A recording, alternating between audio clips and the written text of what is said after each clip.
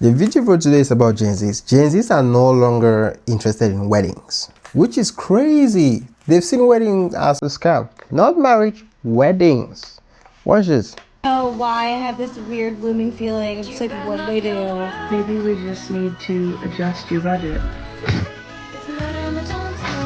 By adjust, I mean triple it. And they'd be like, oh my god, I cannot wait to see your wedding. And I'm like, ooh, like you didn't get the memo. I'm not having one. Gen Z is not doing weddings, and the wedding industry is dying. Weddings are overrated, and that's coming from a 2020. Facts. Gen Z, they want to cripple the wedding industry. It's like Gen Z, this generation, yeah, we crazy. Because we are doing things the way we want, how we want. Gen Alpha is going to be mad. It's going to be worse. Gen Zs don't want to do weddings. They get married, but they do not want to do weddings. Wow. There is a major shift happening in the wedding industry right now, as we are starting to witness traditional weddings become something of the past. Micro. Did you see that? They did clock it at the wedding. They literally just want to go to the local courthouse and put a ring on it. Eloping is the biggest flex in the world, and you cannot change my mind. It's giving I don't care what anyone thinks of me. I'd say one of the things I love the most about Gen Z is they love personalization. They love doing something that's unique. It's based on vibes. Marriage is what brings us together today, or more realistically, the lack thereof. Knowledge. Because as we're seeing, people just aren't really getting married as much anymore, or they're at least pushing back hard against the traditional wedding industry. Which makes sense, as it's right up Gen Z's alley to reject traditionalism and refuse to subscribe to something just because it's the... That's what Gen Zs are good at, though. They always reject and bring their own thing. But you see this wedding thing? I am not mad at it. People have taken wedding to a level where it's almost like people get in debt just to do a wedding. I usually ask myself, for what? Like, why would you do that? If you don't have the money to do the wedding you want to do the one you can. And later, or maybe when you're celebrating your anniversary or something, you can spend that kind of money if you have it. Some people go mad for weddings, bro. And then after that, they start getting hungry. Way it's always been. And it's honestly really refreshing and needed, because when you really think about it, the entire wedding industry is built on expensive, consumer-driven traditions that are ultimately optional. And in just the past 5 years, we've already started to see these cracks form. Weddings are getting simplified, elopements are on the rise, and standard vendors are becoming chuggy. Basically, if Gen Z is getting married, they're doing it on their own terms, choosing what actually resonates with them and discarding what doesn't. But that raises the question that we will address today of whether weddings as we know it will survive this pushback and evolve, or if they're on their way out altogether. Weddings might not, but weddings will survive. It's just that I think it's gonna end up being what the rich people do. Okay, like regular people will not make sense. You don't have a house and then you spend thousands of dollars on weddings for what? Try to get a house with that money. Like, make it make sense.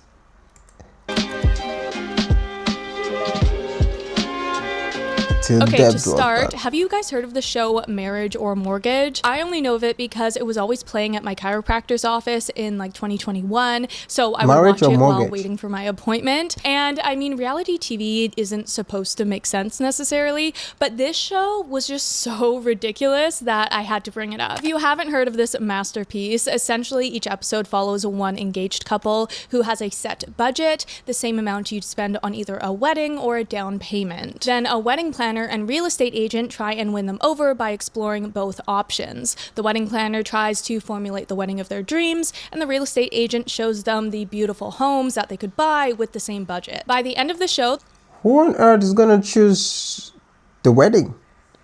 If you have a budget, let's say you're average people making average money, you have a budget, and then you have a choice: do a wedding or get a house. You choose a wedding, a one-day thing, over a house?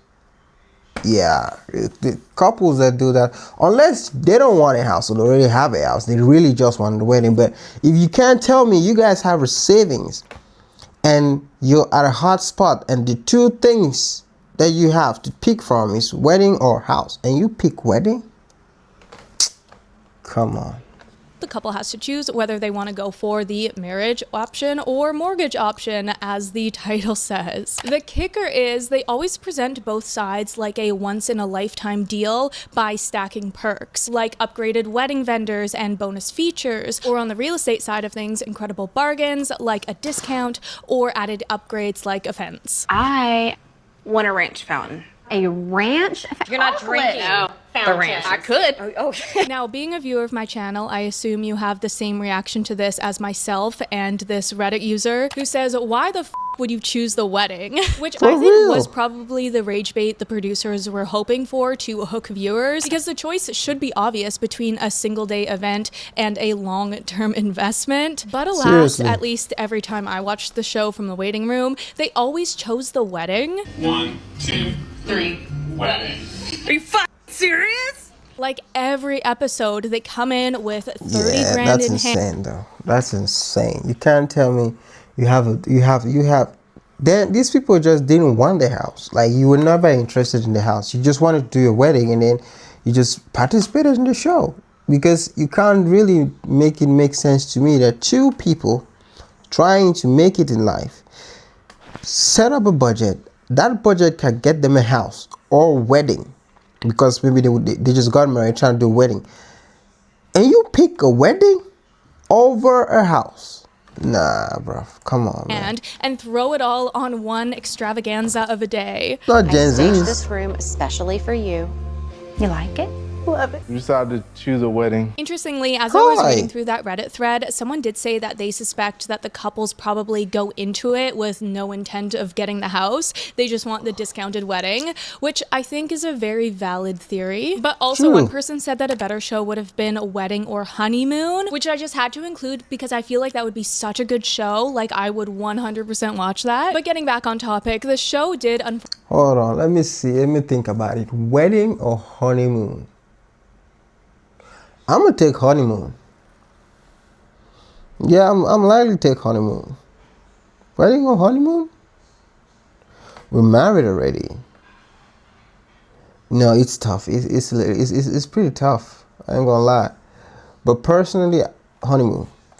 Fortunately only last one season. For good reason, though, because in today's economic climate, I don't think that viewers value the excessive spending and consumption on these frivolous weddings anymore. Like, most people in their 20s today aren't picking between a down payment or a wedding when there's barely any money to start with. The economy is so hard to You do, bro. stupid There won't even be a house. But this show perfectly illustrated how far our mindsets towards weddings have changed in just the past 5 years. Because the TLC dreams of the 2010s are essentially dead, leaving Gen Z to forge a whole new way of thinking about weddings. Because literally, who has the money for weddings these days? Spoiler, not many. I just really don't understand. How are people affording weddings? How are people having these crazy, like, $100,000 weddings? I've been to a few weddings in the past few years where I'm like, where did you get this money? U.S. News conducted a nationwide survey of 1,200 Americans who got married in the past year and held a wedding ceremony and reception. They found that over half of newlyweds took on debt to pay for their wedding. And among those who borrowed money from credit cards, bank loans, and family members, 48% said they weren't expecting to go into debt when they initially planned their wedding, and 42% regret going into debt over wedding expenses. And then why do the wedding? Why will you even... Why go into debt over wedding expenses, bro? Why do the wedding? Isn't it pointless?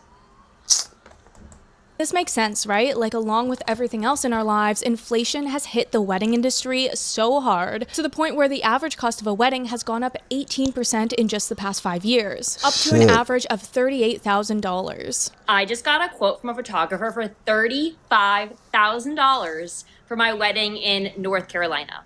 North Carolina. And so 75% of Gen Z and millennial couples say it's too expensive to get married in the current economy. And so many Gen Zers are just giving up completely on weddings because they don't have $30,000 to casually spend. Which, on a side note, sounds so high, but when you start breaking down the costs, it does make sense. Like, when food prices range from $125 to $500 per person, it adds up really quickly. But the thing is, less people paying to tie the knot doesn't necessarily necessarily mean prices will go down. If anything, it's more likely that the wedding industry will shift towards catering to the upper class, becoming an exclusively luxury market. So where does that leave the average Joe looking to get married? Well, as a wild twist, one option some people are now considering in an attempt to cover costs are weddings that are pay to enter. Yes, you heard that correctly. As said here, planning a wedding has become so expensive that some couples are asking their guests to pay to attend their special day.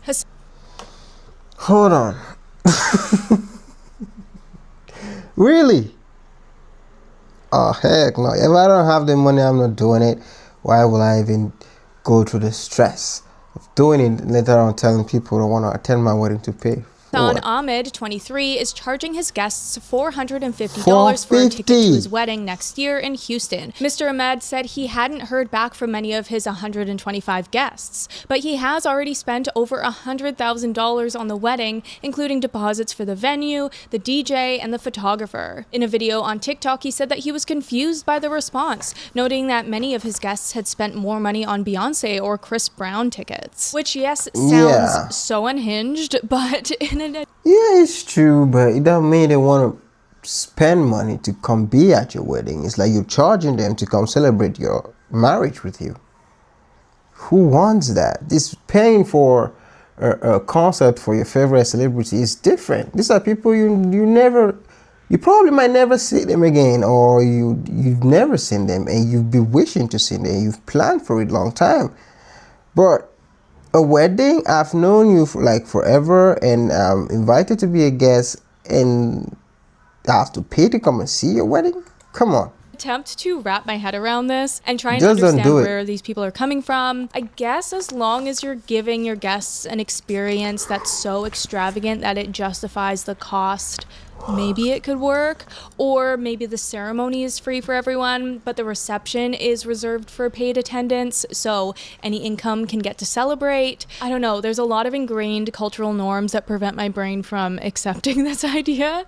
But all this to say that when an entire generation can't afford weddings, then the entire industry is at serious risk, which may not be that big of a deal, as weddings have always changed with the times, as each generation puts its own spin on traditions and values. After all, weddings weren't always this over-the-top biggest day of your life experience that we know today. No, that was a result of the post-World War II booming economy, giving the middle class disposable income, as well as the push from wedding media, specifically TV, selling these big budget standards. Shows like Say Yes to the Dress, For Weddings, and My Fair Wedding, all altering our expectations of what a wedding should look like and how much they should cost.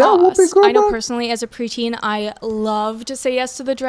Looking back though, it's actually hilarious how much my sister and I would literally scoff at the cheap brides who only had a $2,000 budget for a dress, because in the TLC world, only a Panina Tournée ball gown would do.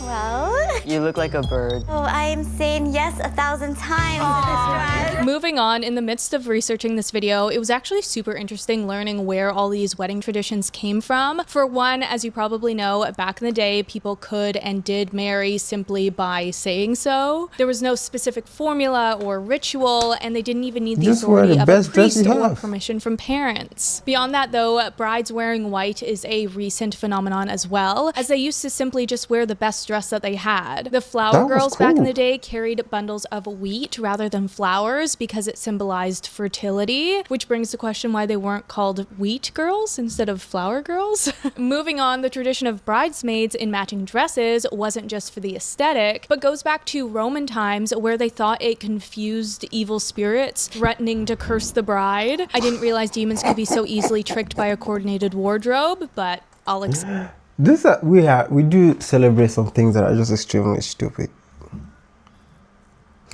If you go check on the story for Valentine's Day, go check it out. Go check on the story for kneeling down to propose to a woman. How it started. Try to do some research on it. You realize we're just doing stupid shit. We don't even know how it started.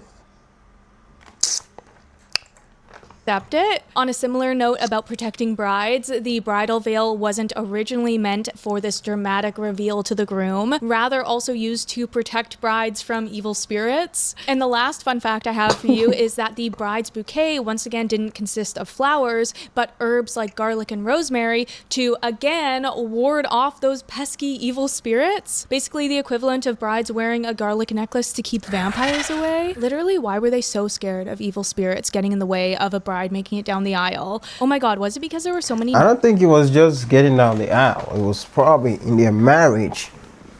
There are a lot of people that come to watch your marriage or your ceremony, your wedding, and they don't even, want you all to be together. Non-consensual weddings, that runaway brides were common enough to create a whole cultural lore that spiritual warfare must be at play. Because why else would a bride run away? I don't know. That would be an interesting idea. But as fun as this history lesson has been, for me anyway, maybe, getting back to how it relates to Gen Z, this is the generation best known, again, for pushing back against traditions. So if the garlic bouquet hadn't already been phased out, Gen Z would have definitely gotten the job done. In fact, rejecting modern wedding culture is their bread and butter these days, as nothing is off the table from being cut out of the itinerary. Because many still want to have weddings, just on their own terms. I'd say one of the things I love the most about Gen Z is they're kind of by default pretty untrusting of the establishment and societal norms. They love personalization. They love doing something that's unique. That's who we are, based on vibes, not just old stale traditions. It's becoming about the experience and about the couple more than anything else. And I think that's what you could take away from weddings and what Gen Z is doing at weddings.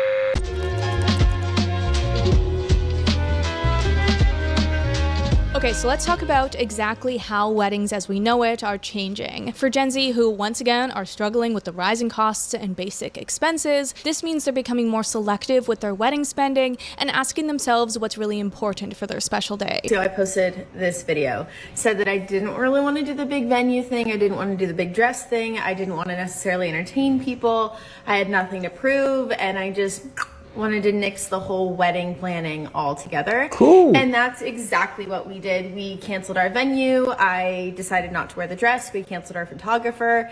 We literally had like a 7-day trip planned for like all of our closest friends and family. It just got too logistical and I was like, I don't want to do any of it. So we have a courthouse date. We're getting married on December 12th.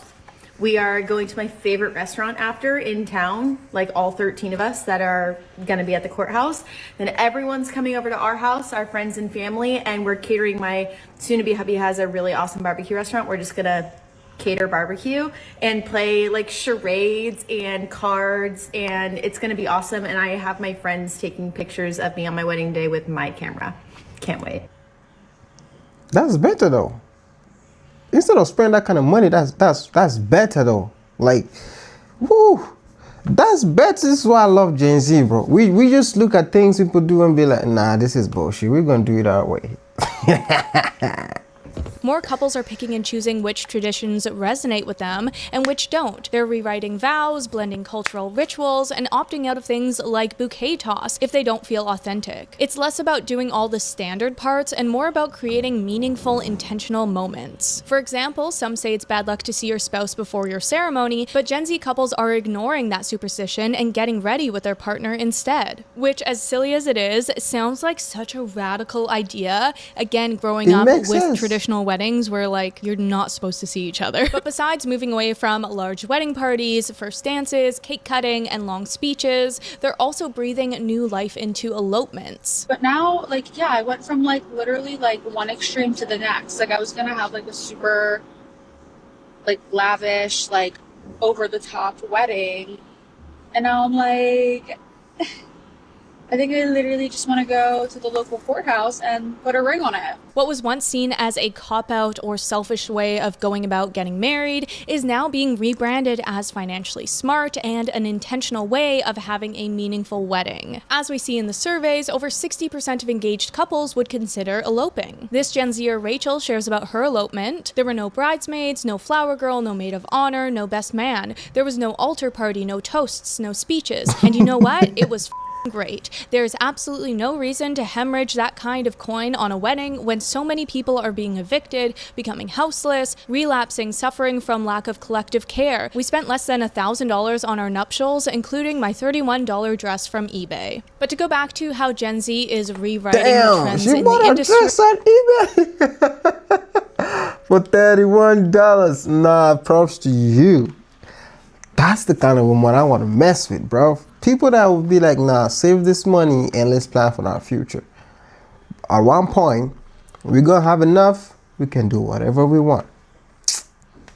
Micro weddings, for example, are the next step up from elopement, but without the travel, I guess. Micro weddings, as the name suggests, consist of a smaller guest list, usually between 20 to 50 people, while still including most traditional wedding elements like a formal ceremony and a reception with dinner and dancing. So let's talk about why we're doing a micro wedding with just our immediate family. So we were originally going to elope, and then we decided to make like a list of things that were really important to us. And on my importance list, we're almost family, photography, destination, but also less people means less money. So you gotta do more with what you want. But I think for me, the most important part was that I'm spending money on things I actually want to do. And I'm also not forcing 100 and some people to come over to Europe to celebrate us. I'm only forcing 16. It's all the fun of a big wedding, but make it cozier and more intimate. At a micro wedding, you can choose smaller venues, pay less in decorations, and of course, have less mouths to feed. The Knot also found that 4 in 10 couples are modifying previous wedding plans due to the economy, including 33% who cut out flowers and decorations and or cutting the guest list down to by around 29 people on average. The other nice thing about micro weddings is that it gives couples the opportunity to really analyze all the typical wedding elements,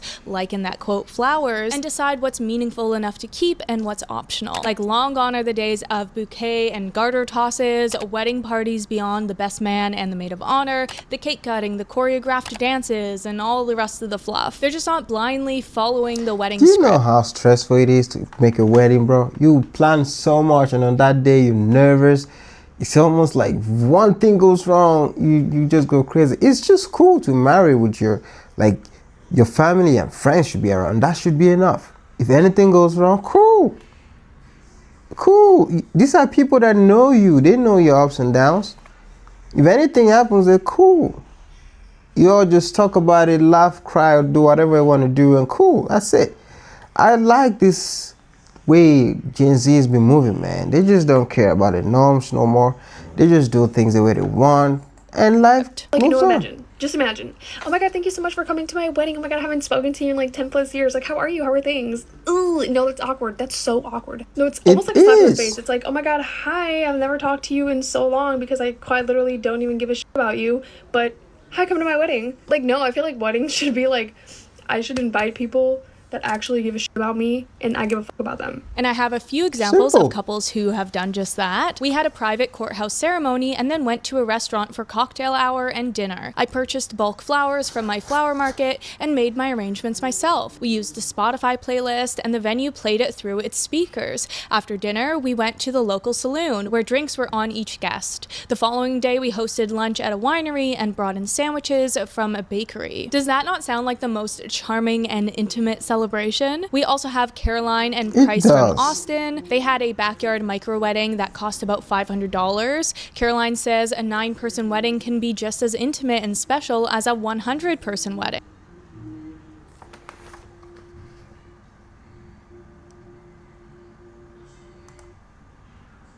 We felt so much. It can be better than a 100-person wedding. What you talking about? You're around the people you care about, the people you love. That's it. You're celebrating that time, and these people will just be taking pictures of you. It can be random at any moment, and these are gonna be memories, bro. This planned stuff where you gotta go stand, take a picture. Do you know how tired people get to be after a wedding? A lot of people get so tired they can't do shit. Nah, bro.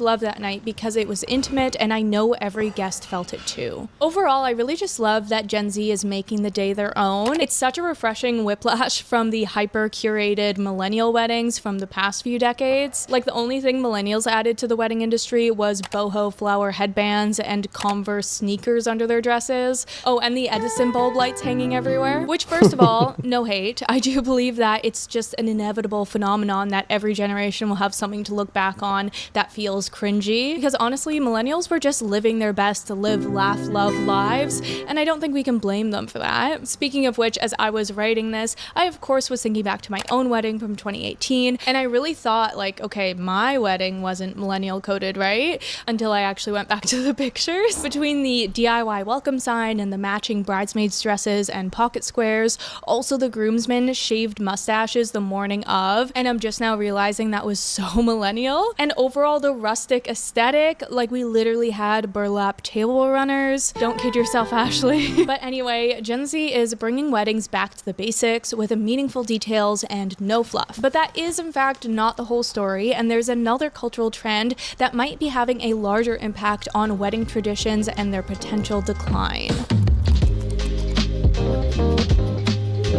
Nah, man, I love us, man. So we need to address the fact that a large portion of Gen Z is foregoing weddings altogether, and not just because they're too expensive. Shown here, the median age for first marriage has also climbed to 30 for men and 28 for women. A Pew Research Center survey found that only 67% of high school seniors in 2023 said they were likely to get married someday. I know I live in a bubble when I hear people talking about marriage like it's something to strive for.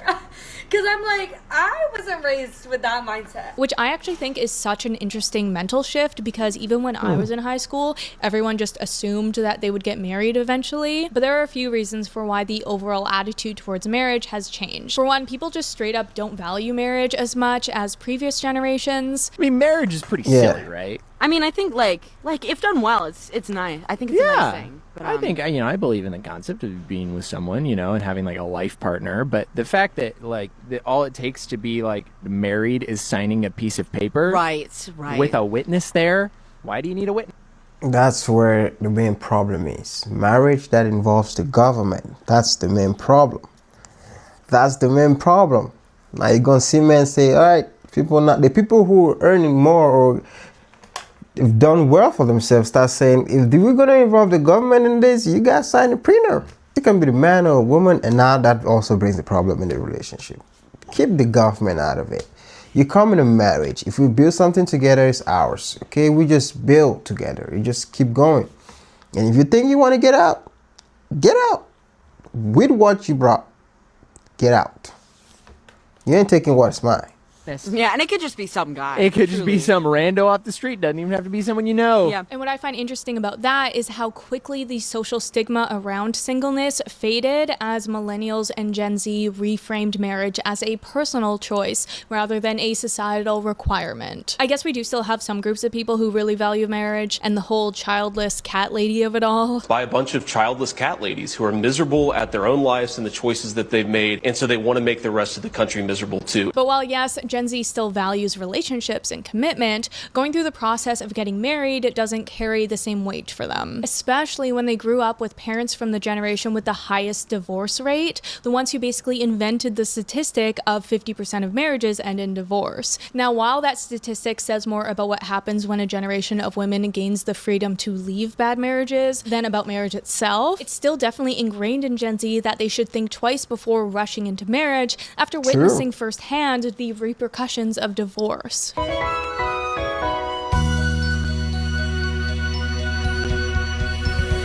This survey found almost half of those polled said they were afraid of potentially getting divorced in the future. And while 2/3 said it was intrusive to ask others about their marriage plans, 38% said they had felt judged in the past for not being married yet. But the other reason Gen Z is passing on marriage, and with that weddings, is because they don't have anyone to marry. My mom asked me, Edward, when are you planning to get married?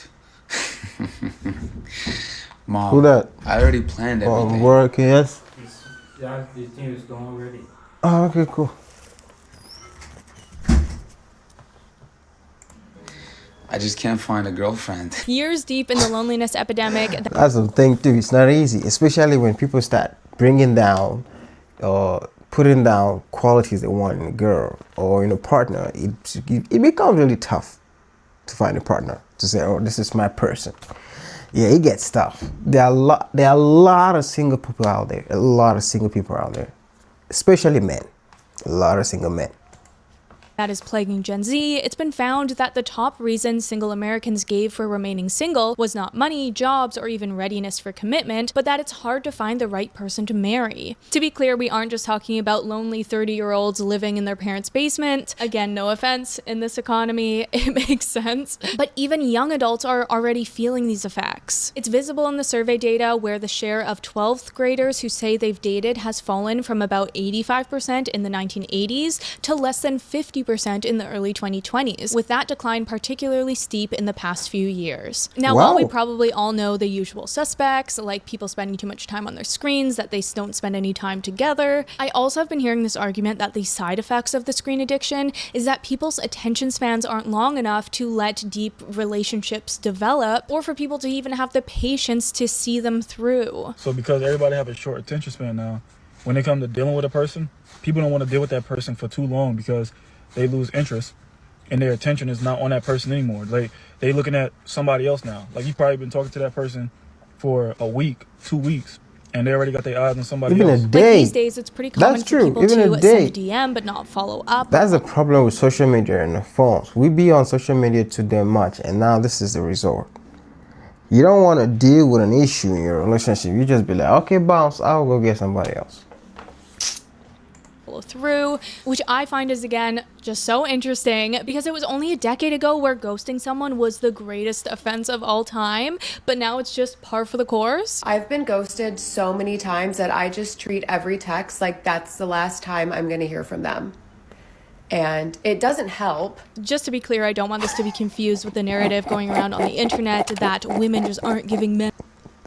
She said it doesn't help, but that's how she does it. A chance, because that's not what I'm talking about. People should have the freedom to walk away if that's what they feel like. There is in fact a difference between leaving someone high and dry and having standards. Just wanted to say in case anyone was about to hit me with some manosphere takes. But that brings us to the fact that plenty of Gen Zers are perfectly happy staying single. A 2022 study found that compared to every other generation, Gen Z reports the highest satisfaction with being single and the highest overall outlook on life. This is likely because there's far less stigma around being single than there used to be. The idea of being romantically involved with a man ever again. Single by choice. But my problem is most of these people, especially women, always regret it. When they're around 30, 40, like 40, like, yeah, they always regret it, especially if they don't end up having kids of their own and they're like 50 and can't have kids no more. They're like, oh, I don't want to go to bed now and wake up alone. Like, I need to have someone, a kid, but now it's too late.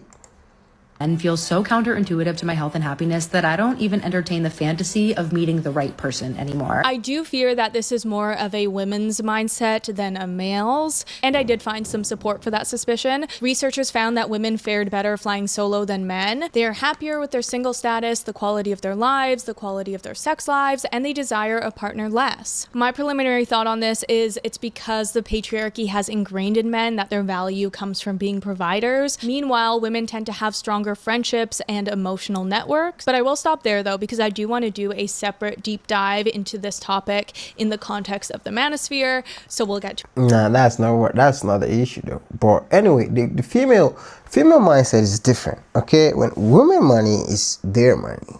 A woman makes a lot of money here, she's gonna be like, I want to be independent.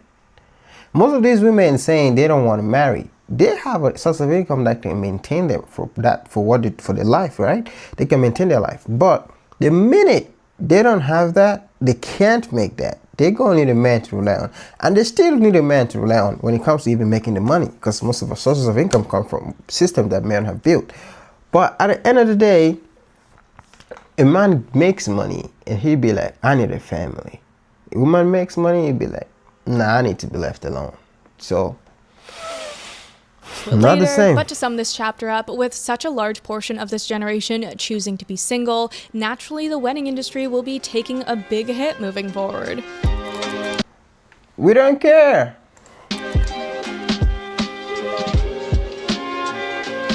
Okay, final thoughts. I just find it so cool that we're rewriting what weddings are and that we can get rid of all the fluff and all the just things you're supposed to do. I mean, this is coming from someone who already had their like dream wedding or like big wedding. I don't know, we had 100 people. So maybe it's easier to imagine having a small wedding. Overall, I think that this is the best option, the best evolution of weddings yet, that we're going back to the basics where it's just about you and your partner and focusing on what's important to you. But that is all I have for you today. Make sure you subscribe if you haven't and check out the merch.